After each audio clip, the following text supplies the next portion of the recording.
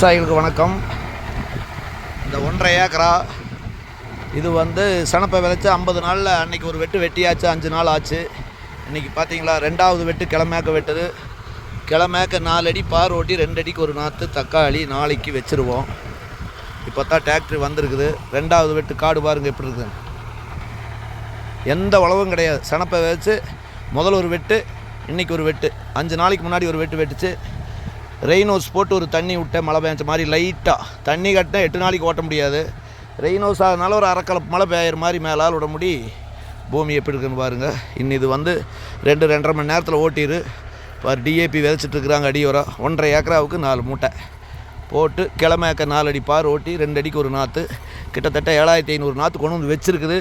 நாளைக்கு ஏறக்குறைய வச்சுருப்போம். விவசாயிகளே, தக்காளி நாற்று யோகி கிட்டத்தட்ட என்னன்னு சொல்கிறது, வடக்கே எல்லாம் கர்நாடகா 5 அடி பாருங்கிறாங்க. நாங்கள் 4 அடி போதும், பார்க்கலாம் வர்றதை பொறுத்து. இந்த வருஷம் தான் வைக்கிறேன்.